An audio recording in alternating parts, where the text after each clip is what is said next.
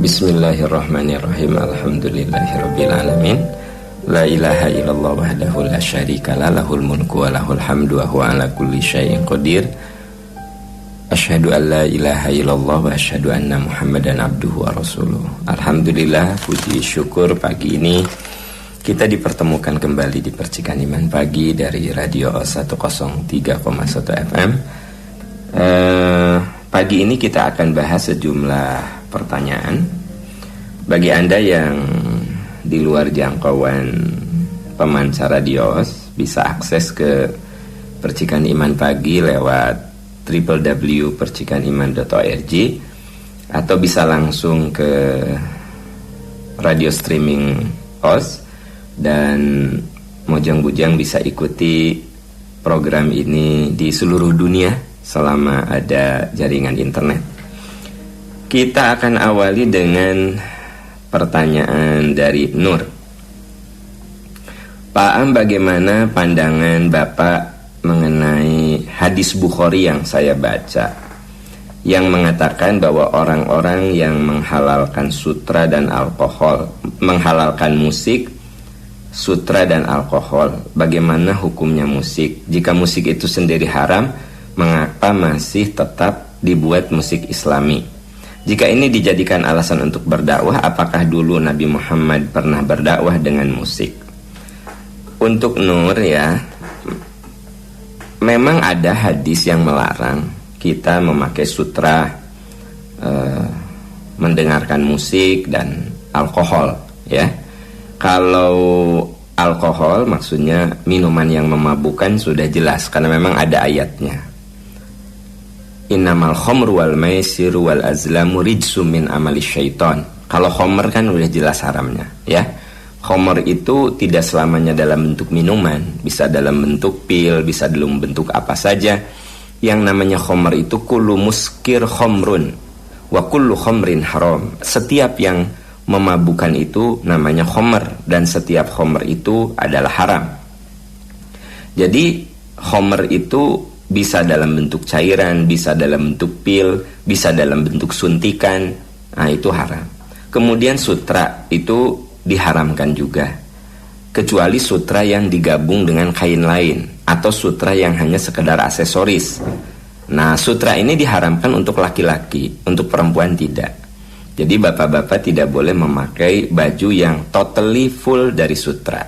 Tapi kalau misalnya Anda pakai baju bagian kerahnya sutra, bagian yang lainnya bukan, itu nggak apa-apa. Atau sutra yang dicampur, itu juga nggak apa-apa. Ini merujuk kepada kasus pada zaman Rasul, ada orang yang menambal bajunya dengan sutra, Rasul tidak melarangnya. Ini isyarat bahwa yang dilarang oleh Rasul itu adalah sutra murni yang digunakan untuk baju. Tapi kalau untuk aksesoris seperti dasi, seperti cuma kerahnya saja, atau tangan bagian ujungnya saja ya, sifatnya aksesoris, maka itu tidak apa-apa. Nah, tentang musik ya, zaman Rasul musik itu ada, tetapi musik seringkali digunakan untuk acara-acara yang mengandung maksiat, seperti acara ibadah terhadap berhala ya. Mojang-bujang mungkin suka nonton film, itu sebenarnya memang kenyataan ada orang yang ketika mau melakukan ritual-ritual itu pakai musik kan. Coba aja dalam film-film itu sebenarnya zaman dulu memang begitu. Jadi musik itu digunakan untuk ritual ya. Kemudian musik itu digunakan untuk mabuk-mabuk. Nah, itu pada zaman Rasul, makanya Rasul mengharamkan. Nah, sekarang berarti sebenarnya bukan musiknya yang haram, tetapi yang menyertai musik itu. Musik ya digunakan untuk menyertai ritual kemusyrikan. Ya, itu haram. Musik digunakan untuk menyertai mabuk-mabukan, itu haram. Tapi kalau musik digunakan untuk dakwah, ya tentu nggak masalah. Jadi yang penting adalah musik itu digunakan untuk menyertai apa, begitu. Jadi musiknya sendiri, ya, zaman Rasul juga kan Rasul disambut dengan musik, yaitu dengan alat yang dipukul, ada semacam gendang dan seterusnya, begitu ya. Nah, jadi ketika Rasulullah datang ke Madinah, Rasul itu disambut dengan nyanyian Tola al-Badru alaina, itu pakai alat musik, dan Rasul tidak mengharamkannya. Jadi yang diharamkan di dalam hadis Bukhari itu musik yang di dalamnya mengandung unsur kemaksiatan, digunakan untuk menyertai ritual-ritual yang mengandung kemusyrikan, kemudian musik yang digunakan berbarengan dengan perbuatan maksiat seperti mabuk-mabukan, judi, dibarengi dengan musik. Nah, sementara kalau ada orang yang menggunakan musik itu sebagai media dakwah, lirik-lirik lagunya untuk mengingatkan kita kepada keagungan, kebesaran Allah, tentu tidak ada masalah. Itu yang saya pahami dari hadis yang Anda tanyakan, riwayat Imam Bukhari. Ya, tentu tidak semua orang sependapat dengan yang saya kemukakan, tapi itulah yang saya pahami dari hadis itu, begitu. Ya. Oke, kita beralih ke pertanyaan berikut. Pak Aam mau nanya dari Ibu Nunung, apa betul di malam takbiran tidak boleh sholat tahajud? Ya, Bu Nunung, di malam takbiran boleh melakukan apapun selama itu mengandung ibadah. Ya, orang sedang takbiran, Anda tahajud, tidak ada yang melarang. Karena tahajud itu bahkan oleh Rasul ketika safar pun beliau lakukan. Jadi sholat sunnah tahajud itu bisa dilakukan di mana saja dan dalam situasi apa saja. Di malam takbiran boleh kita tahajud. Ketika kita mabit di Mina saat berhaji, ya kan, di saat berhaji kita ada mabit di Mina. Nah, kita boleh tahajud di situ, gitu. Jadi sebenarnya tahajud itu tidak terhalangi oleh takbiran, boleh, tidak apa-apa. Bahkan pernah ada yang bertanya kepada saya, Pak Am, kalau di malam takbiran suami istri boleh melakukan hubungan intim tidak? Ya, saya bilang boleh. Orang di masjid lagi takbiran, ibu di rumah hubungan intim sama suami, ya itu boleh. Yang mungkin saja tidak boleh adalah hubungan intim sambil takbiran. Nah, itu yang nggak boleh. Jadi sambil hubungan intim terus takbiran, nah itu nggak boleh. Tapi kalau orang di masjid sedang takbiran, suami istri melakukan hubungan intim di rumah, ya tentu nggak masalah. Ya, apalagi ini sholat tahajud, tentu saja tidak ada masalah karena ayat tentang tahajud tidak dibatasi oleh apapun. Ada ayat yang mengatakan wa minal laili fatahajjad bihi nafilatan laka asa ayyab'atsaka rabbuka maqaman mahmuda. Dan di antara sebagian malam bangunlah kamu, tahajudlah kamu, semoga Allah memberikan kedudukan yang mulia di sisinya.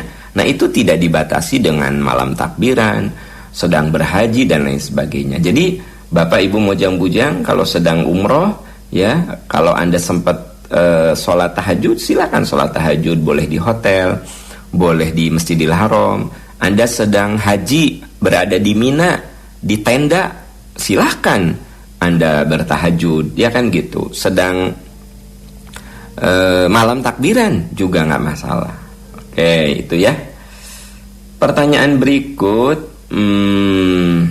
dari Teza, Pak Aam, kalau kita sholat sendirian, apakah harus selalu pakai iqomah dulu? Tentu saja sholat itu kalau wajib minimal iqomah, minimal, ya. Sekalipun kita sholat sendirian, gitu. Jadi ibu-ibu juga begitu, berlaku bagi ibu dan bapak, bahwa sholat itu minimal iqomah, qomat, ya, untuk sholat wajib. Ini berlaku bagi ibu-ibu ataupun bapak-bapak. Kan disangkanya iqomah itu, qomat itu kalau sholat berjamaah.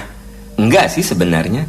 Karena ada satu riwayat yang menyebutkan bahwa ada orang yang pengembala di gunung begitu, dia sholat di atas batu, lalu dia sholat dan dia berazan, dan Rasul membolehkannya.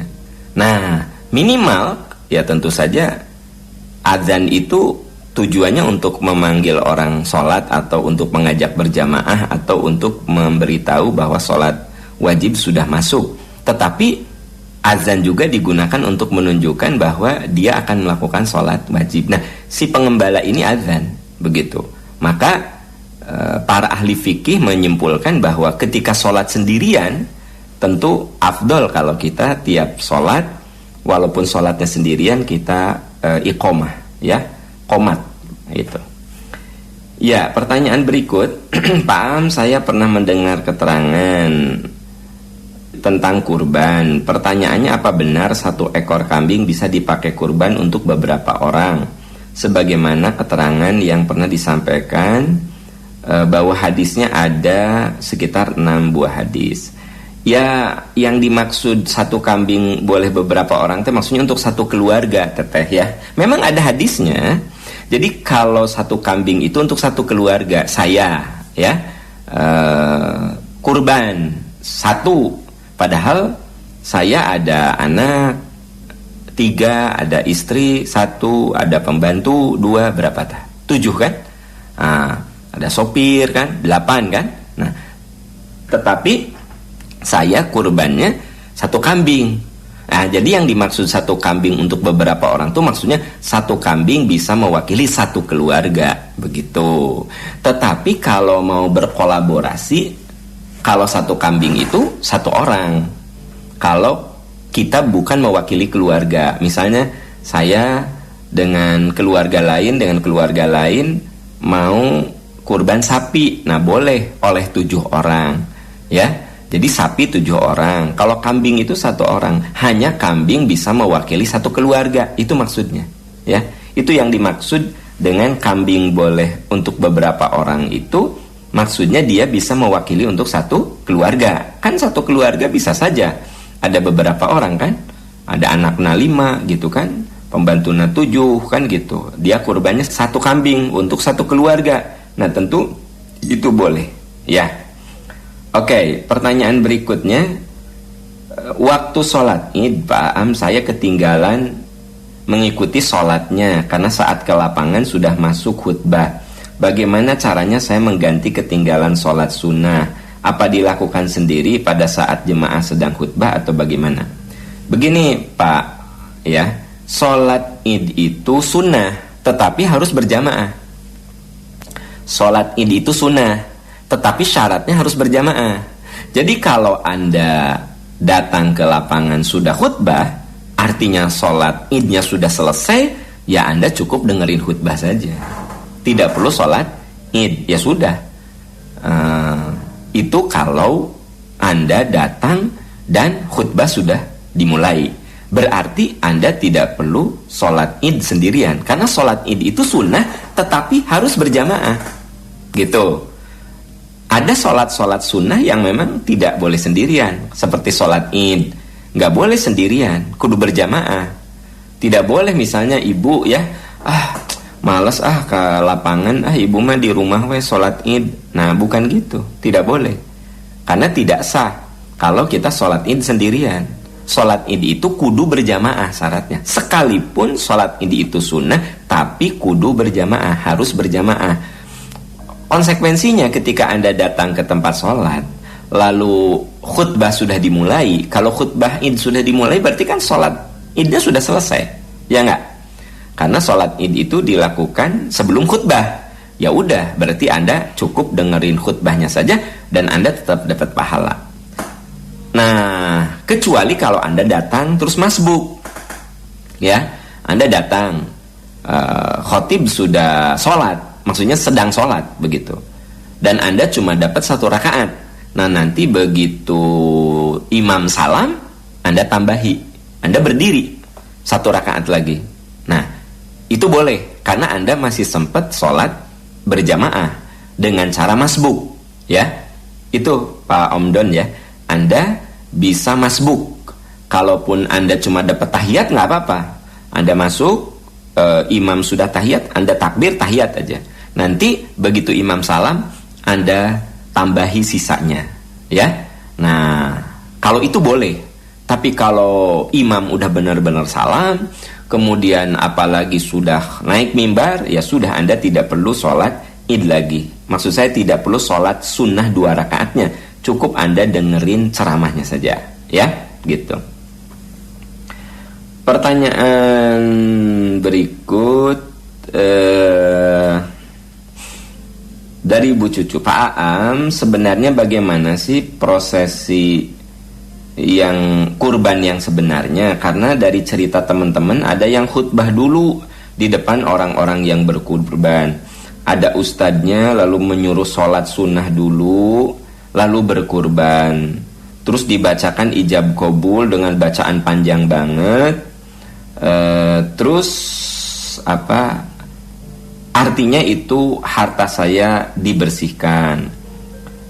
Terus dia ngajak salaman, tentu saja saya nggak mau salaman. Jadi mana yang benar Pak Am? Karena saya baru kali ini ikut kurban di masjid depan rumah. Sebelumnya di tempat lain cukup menyaksikan saja. Itu pun kalau sempat. Ya Bu Cucu, itu nggak ada dalilnya ya. Mau kurban disuruh sholat sunnah dulu, disuruh sholawat dulu, terus diajak salaman dulu. Tidak ada dalilnya. Ya kalau mau menyaksikan kurban boleh, ya saksikan aja, oh itu kurban, saya mau kurban, saya lihat kambing saya disembelih, itu sunnah, maksudnya oke, itu ada dalilnya. Tapi kalau orang yang mau berkurban itu, ayo ibu-ibu bapak yang mau berkurban mana, sini ayo sholat dulu 2 rakaat, ya udah sholat 2 rakaat, ayo kita sholawat, ya kan gitu. Lalu diajak salaman sama pengurus masjid. Itu mah nggak ada dalil Bu. Jadi tidak ada, tanpa mengurangi rasa hormat saya, Nabi tidak pernah melakukan itu. Jadi kalau dalam ibadah itu kan kata Rasul, taraktu fikum amrain, aku tinggalkan kepada kamu dua warisan.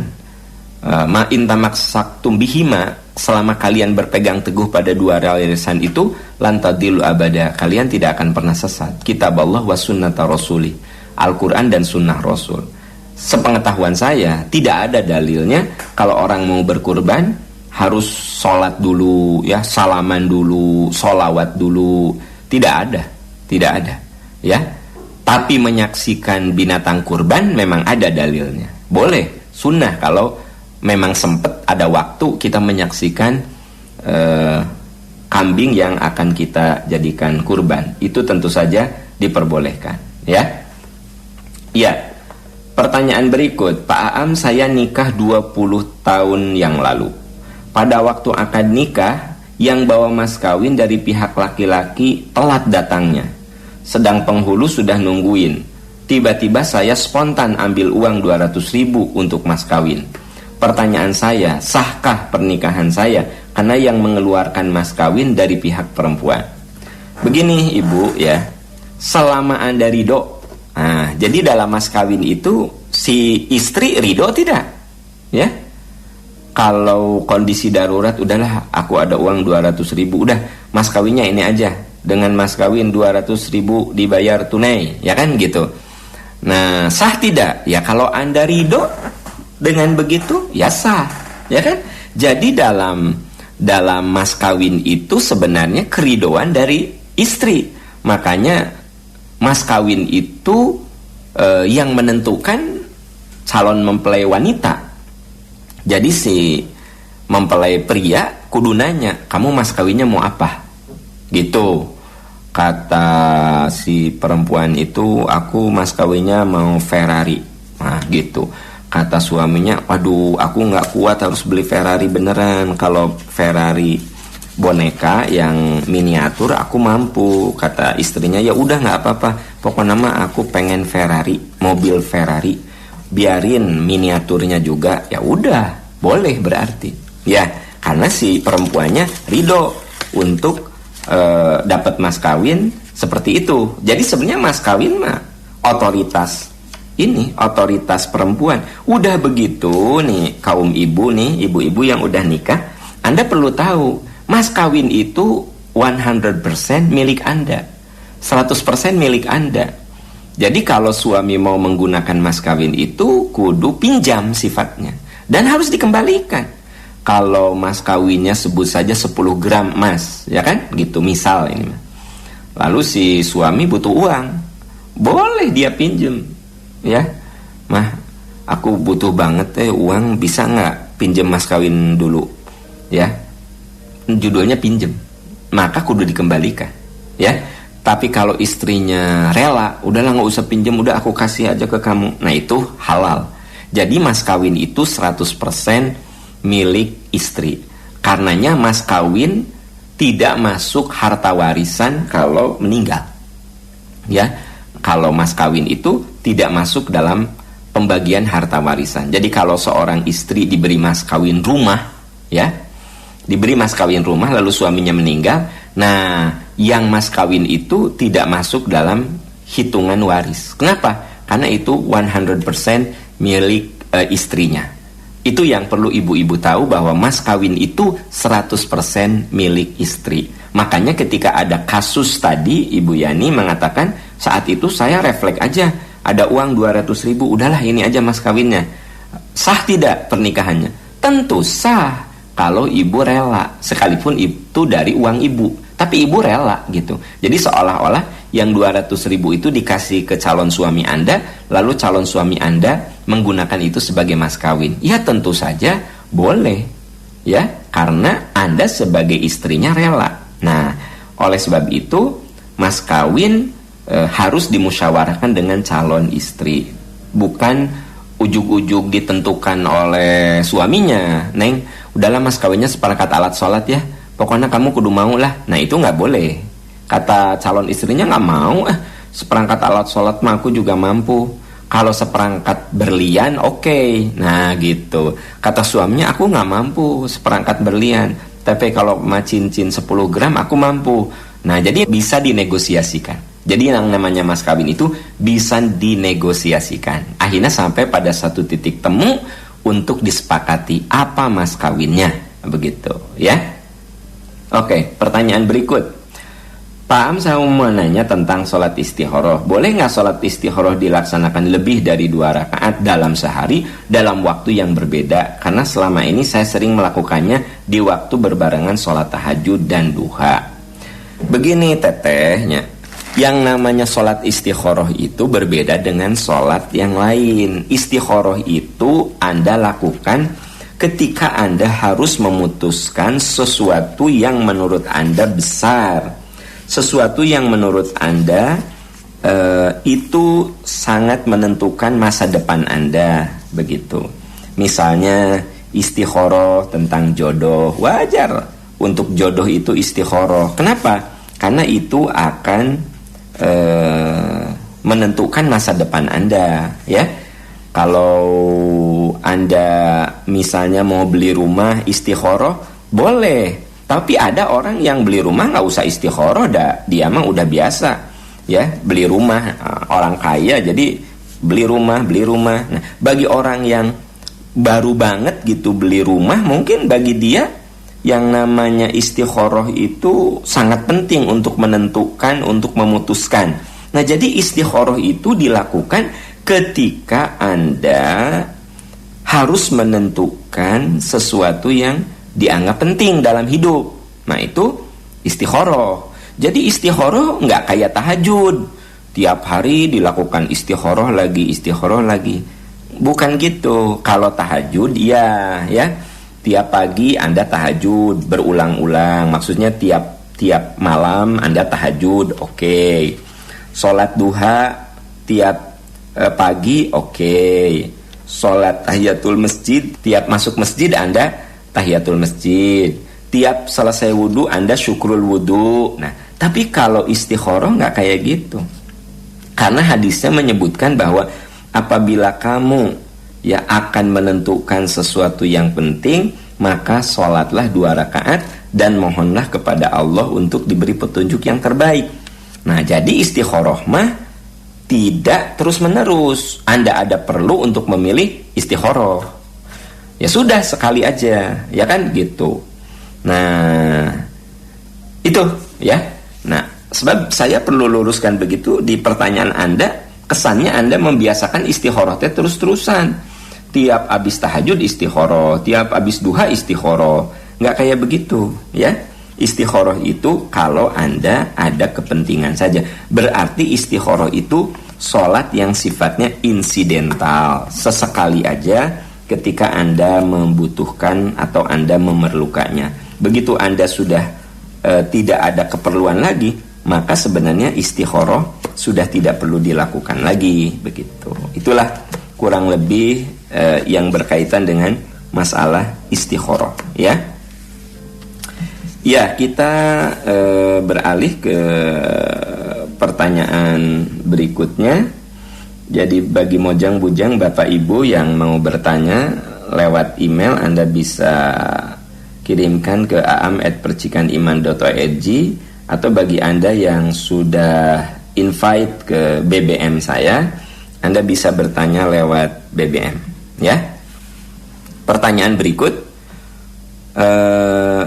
Pak Aam, insya Allah tahun depan saya mau berangkat haji, tapi kondisi rumah tangga sempat ada KDRT, terus hati saya jadi berkurang, tapi tetap saya menjalaninya layaknya sebagai seorang istri yang seharusnya menurut agama. Tapi saya tetap menjalani kewajiban sebagai seorang istri sebagaimana ditentukan oleh agama. Apakah saya berdosa kalau hati saya kadang masih ada rasa kesal? Ya tentu saja kesal mah wajar, Ibu, ya. Yang namanya orang itu ada kesel, ada marah, wajar. Apalagi Anda diperlakukan secara kasar sama suami, ya. Jadi Anda masih suka kesel gitu sama suami dengan sikap kasarnya. Ya itu manusiawi banget, ya. Manusiawi banget. Nah, tetapi itu tidak ada kaitan dengan keabsahan haji yang Anda akan lakukan. Jadi kalau tahun depan Anda akan berhaji, ya kejadian itu tidak mempengaruhi keabsahan berhaji, keafdolan berhaji. Mudah-mudahan saja dengan kejadian itu lalu Anda berdua berhaji, di sana saling introspeksi diri sehingga suami Anda sadar dengan segala kesalahannya. Nah, ini untuk para suami, ya. Yang namanya KDRT itu ada dua. Pertama fisik, ada suami yang suka mukul istri, ya. Yang kedua KDRT yang bersifat psikis, tangan nggak pernah mukul, tapi omongan ini nyelekitnya luar biasa. Sampai-sampai istri itu dipanggilnya dengan segala macam nama jin, ya. Pernah disebut hantu wewe lah, pernah disebut kuntilanak lah, pernah disebut tuyul lah. Kan ada suami yang manggil istrinya tuyul sini, hantu wewe sini, kuntilanak kamu. Nah, ada suami yang manggil istrinya dengan nama-nama jurig, kan gitu. Nah, itu KDRT. Atau nama-nama binatang, dari mulai cucunguk, cucurut, ya, tikus, ya, jelas kalau babi mah udah biasa manggil kayak begitu. Nah, ini KDRT nih. Jadi ibu-ibu, yang namanya KDRT itu bukan sekedar fisik, lisan juga bisa KDRT. Nah, kalau menurut Al-Quran, ya, sebenarnya kalau suami melakukan KDRT, ini harus diingetin. Kalau sudah diingetin gak bisa, ya harus mencari orang yang bisa menasehati. Kalau nggak bisa juga dan Anda merasa tertekan, Anda bisa melakukan gugat cerai. Nah, ini untuk ibu-ibu yang diperlakukan secara kasar oleh suami, baik kasar secara fisik ataupun kasar secara mental, ya. Karena ada ayat yang mengatakan wa ashiruhunna bil ma'ruf, dan istri itu harus diperlakukan secara baik. Nah, berarti ketika suami tidak memperlakukan secara baik, melakukan KDRT dengan fisik atau mental, maka si istri punya hak untuk menggugat cerai suaminya, dan itu ada di buku nikah, ya. Atau sebaliknya, istri melakukan KDRT kepada suami, suami bisa menceraikan istrinya, ya. Kalau si istri itu melakukan KDRT. Nah, KDRT yang dilakukan oleh istri tidak selamanya dalam bentuk fisik, ya. Karena si istrinya juara karate Jawa Barat misalnya, itu suaminya seringkali di karate gitu ya. Giginya pernah rontok, matanya pernah bengkak kan gitu, karena istrinya jago silat ya, guru silat di Cianjur ya. Nah, sehingga kalau salah dikit langsung suaminya dihajar. Nah, ini suami bisa menggugat cerai istrinya dengan alasan KDRT. Jadi KDRT itu tidak harus dari suami ke istri. Istri juga bisa melakukan KDRT kepada suami.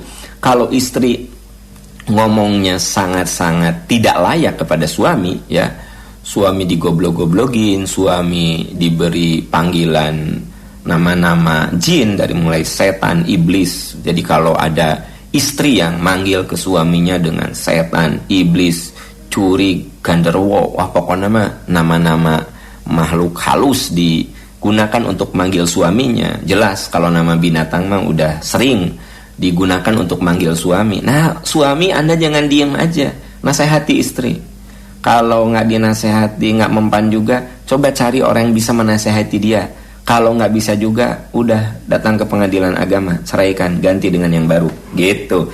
Nah, jadi artinya semua orang tuh dipagari oleh hak dan kewajiban. Jadi saya ngomong kayak gitu teh bukan apa-apa, supaya orang tahu. Orang kalau udah berumah tangga itu dia ada pagar, dia ada rambu-rambu, ya, sehingga tidak ada kesewenang-wenangan dalam rumah tangga, gitu. Jadi tidak boleh dalam rumah tangga ada kesewenang-wenangan. Nah, kalau Anda sebagai istri pernah diperlakukan keras dengan kekerasan rumah tangga, KDRT, terus sekarang ini Anda tetap melaksanakan kewajiban, hanya hati ini rasanya sakit banget gitu, sakitnya tuh di sini, Anda sambil pegang dada, ya kan?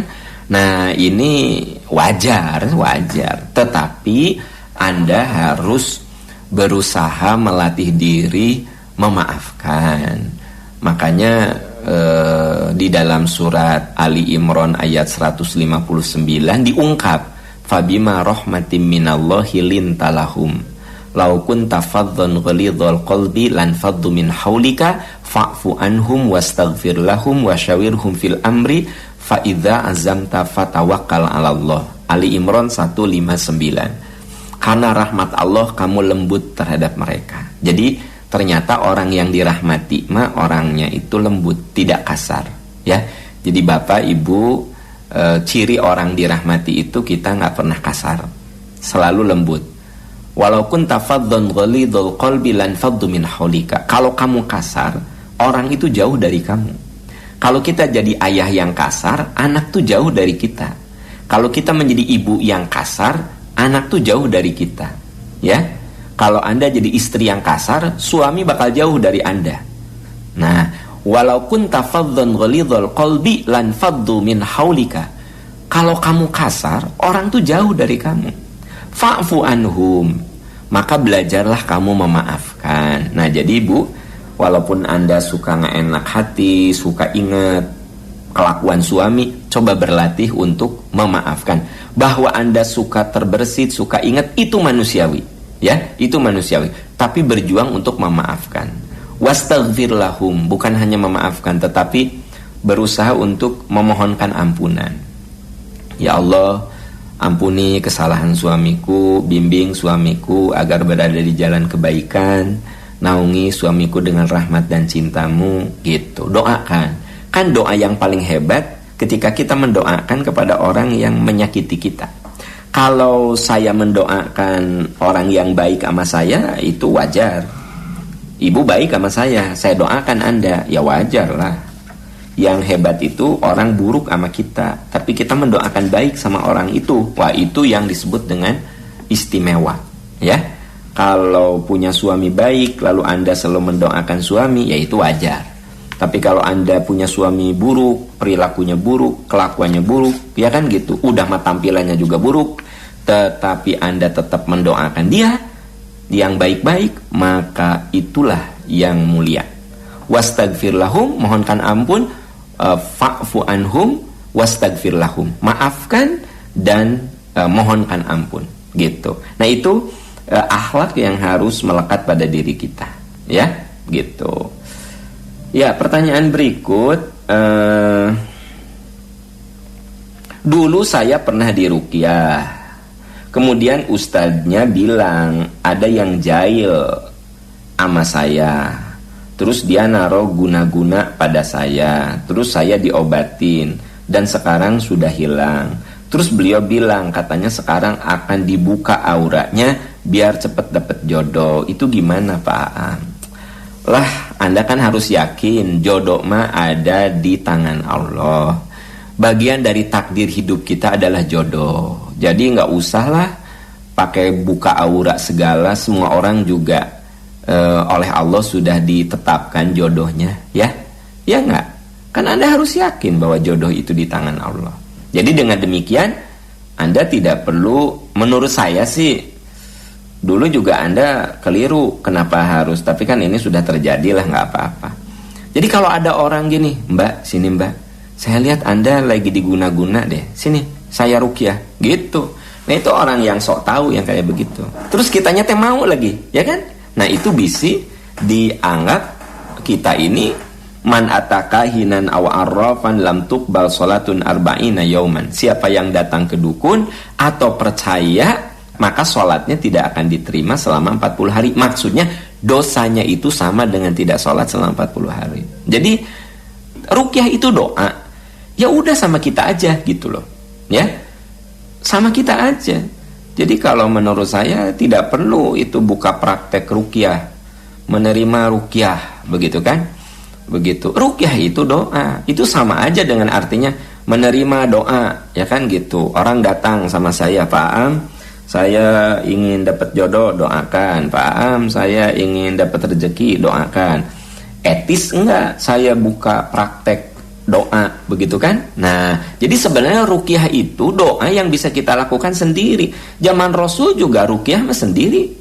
Tidak kemudian Rasul membuka praktek untuk meruqyah orang. Coba mana dalilnya? Kalau Rasul ya pasang pelang gitu, ya menerima ruqyah gitu, tidak ada dalilnya. Jadi dengan demikian ruqyah itu ada, tetapi tidak dilakukan oleh orang, dilakukan oleh diri kita sendiri. Nah makanya saya tulis secara gamblang di buku yang udah agak lama itu saya tulis. Judulnya Menelanjangi Strategi Jin gitu ya. Menelanjangi strategi jin. Jadi ibu, bapak, mojang-bujang harus tahu bahwa semua orang itu bisa meruqyah dirinya sendiri. Kenapa? Karena ruqyah itu doa, berlindung kepada Allah dari godaan-godaan, dari gangguan-gangguan jin, ya, salah satunya gitu. Lalu ya kita aja minta sama Allah, tidak perlu harus pakai orang. Apalagi si orang itu mengatakan, teteh sekarang saya buka auratnya ya, supaya jodoh datang ke teteh. Nah itu jadi tambah syirik itu. Jadi kita menganggap bahwa Anda sulit dapat jodoh itu karena auratnya tertutup. Padahal Anda harus yakin kan, jodoh itu merupakan kuasa Allah. Gitu ya. Jadi menurut saya Anda tidak perlulah dibuka-buka aurat begitu. Udah aja banyak mendekatkan diri pada Allah, ikhtiar ya kan gitu. Kalau Allah menakdirkan Anda dapat jodoh, ya Allah kasih dengan mudah begitu. Kalau Anda belum ditakdirkan, ya mungkin itulah yang terbaik untuk Anda begitu. Kan orang beriman mah gitu. Kalau diberi alhamdulillah, kalau belum diberi mengatakan mungkin ini yang terbaik untuk saya. Kan banyak orang yang sudah menikah terus menderita. Banyak itu. Justru sebelum nikah mah bahagia, happy, wajahnya ceria. Begitu udah nikah, ya wajahnya apa kata orang Sunda mah kucel, kumel, beungeut seseuheun, penuh penderitaan gitu. Jadi tidak semua orang yang sudah menikah itu bahagia. Ini kabar gembira bagi Anda yang belum dapat jodoh juga. Jangan merasa bersedih. Anda kira orang yang udah pada nikah bahagia semua? Banyak yang tidak bahagia. Nah oleh karena itu kalau Anda belum dapat jodoh, jangan kemudian terjebak dalam kemusyrikan. Sampai buka aura, sampai diruqyah, sampai datang ke dukun. Nggak usah. Karena kata Rasul itu perbuatan syirik kalau kita datang ke dukun, ya. Apalagi aura dibuka-buka begitu, ya. Nah, udah saja mohon kepada Allah, ya Allah beri hamba jodoh yang soleh, jodoh yang membuat bahagia dunia akhirat, Berikan kepada hamba jodoh yang membuat hidup hamba berkah, yang membuat hidup hamba diridhoi Engkau. Dah aja gitu doa. Gitu, nggak usah aneh-aneh. Pokoknya minta diberi jodoh yang membuat hidup kita berkah. Udah aja gitu, ya. Nah, terus tidak perlu disebut ya spesifikasinya. Dia itu harus kaya, ya Allah. Dia itu harus usianya masih muda, ya Allah. Dia itu harus keren, ya Allah. Dia itu nggak usah. Pokoknya ya Allah, beri hamba jodoh yang membuat hamba bahagia dunia akhirat, yang membuat hamba dicintai Engkau, yang membuat hamba semakin dekat dengan Engkau. Dah aja begitu, ya.